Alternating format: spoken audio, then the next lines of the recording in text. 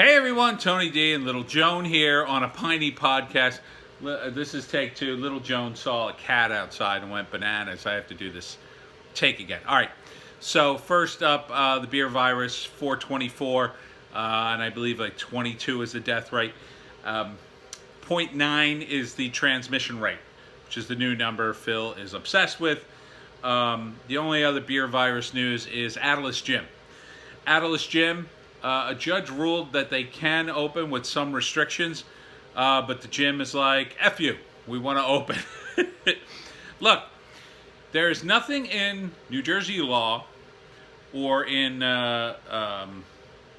federal law that says you can't open your business. And in fact, it's unconstitutional for the states, any government, to just close down your business. They're not allowed to do that. What you do is you open the business and you could tell people, don't go to the gym, it's very dangerous, but you can't make the gyms not open. And quite frankly, they're healthy people, they're younger people, usually under the age of 50. Their chance of survival in terms of the virus is 99.99%. Okay? So just let them go to the gym. Why are we wasting time on healthy people with this? We should be focusing on the nursing homes. That's where the danger is. People in nursing homes are at risk, okay? And you need to test the people who go in and out of there. You need to create situations where the air can be filtered or the virus can be killed with ultraviolet rays. They've already got this robot. I don't know if you heard about it. I talked about it in a Hollywood take. And it's a little robot that goes around and shoots ultraviolet rays and kills everything.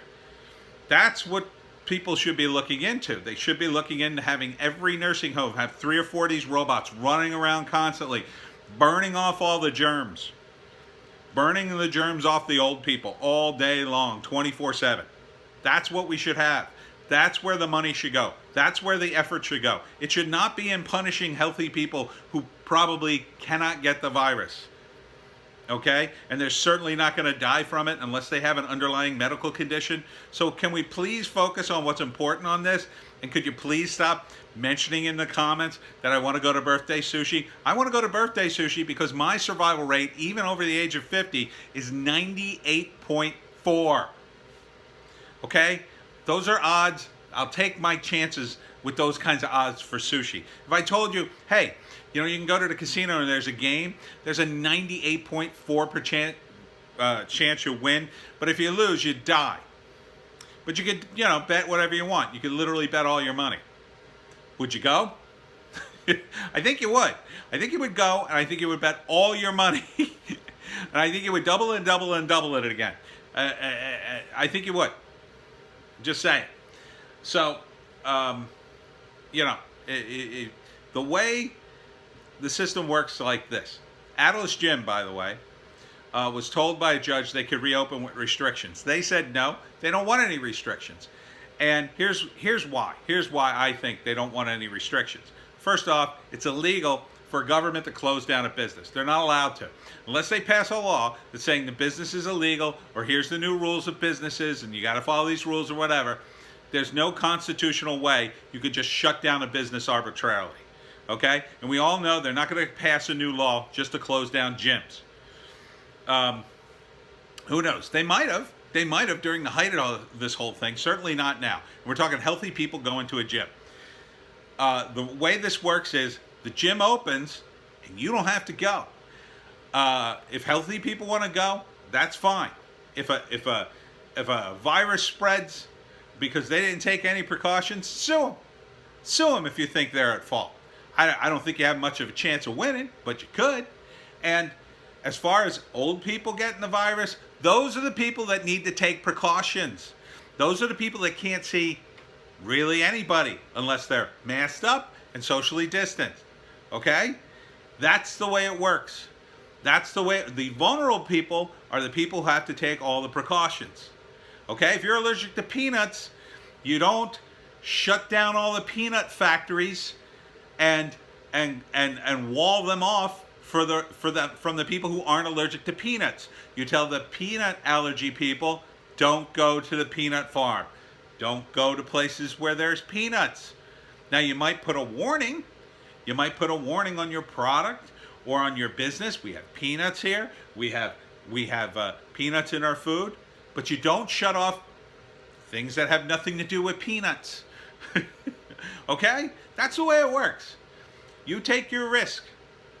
I want my birthday sushi. At 98.4% chance, I'll take my risk with birthday sushi, okay? Continuing, the big news. Chicken farm on fire. Well, actually, it's an egg farm, technically. Big fire in Salem County in Piles Grove. I believe it's called the Redburn Farm. It's a flame. So if you're smelling eggs and chicken, no, you're not passing by the Chick-fil-A. Unfortunately, it's a Redburn Farm, all up in flames in Salem County in South Jersey. Sad to say. I don't know how this is going to impact egg prices in general in the area. It sounds like it's a really big place, at least for South Jersey. Tragic. It sounds like a pretty regional business, local business. It's sad to see that happen. So I hope they have plenty of insurance and can get back in working order. Sad to hear all the chickens that have probably died. So that's the big news there. And oh yeah, okay. So an update on the judge thing, right? So yesterday I told you about this judge. Her family was attacked by a guy dressed as a FedEx driver. Ended up killing her son. Tragic. Critically injuring her husband, who's still not out of the woods yet. And now I'm hearing two different things. The first thing I heard was a more mainstream source say, well, this lawyer who supposedly committed the murder is being connected to other murders. So, and that he was 72. He may have had some kind of disease. I'm not sure. But it still sounds the whole thing sounds incredibly suspicious. Again, I don't think there's any way he thought he could get away with this. But he may have gotten away with it before.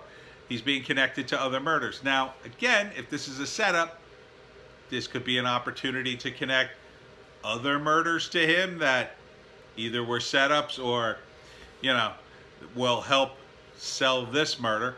But this judge is going to rule. I assume she's still on it about the bank that held Jeffrey Epstein's money. So again, we talked about it in the comments a little. The other thing I heard was from change.org. WeAreChange.org did a big piece on it. That's Luke Radowski. And so check him out. It's a little more detailed than I'm spouting here. But, there's a lot of weird stuff going on connected to Ghislaine Maxwell and this whole assassination. It's very weird. The vibe on this is just so weird. Trump came out today and made a weird statement. In the past, he sort of brazenly connected Prince Andrew to Epstein, and now he kind of backed off that statement and said something like, yeah, I don't really know anything about it. So I don't know what kind of game he's playing, or if he just wants to back off the whole thing because he's got a lot on his plate, obviously. We'll talk more about that later. But there is so much weird stuff connected to this. It all just sounds incredibly weird. So, yeah. I mean, if you want to go down that rabbit hole, man, I don't have enough hours in the day to explain it all. These videos are only going to be about 10, 11 minutes long. It is a strange world, the whole Jeffrey Epstein thing, Ghislaine Maxwell, and now this judge connected. It's more complicated than the JFK thing by far. So check it out. And that's about it for the Piney podcast. Isn't that enough?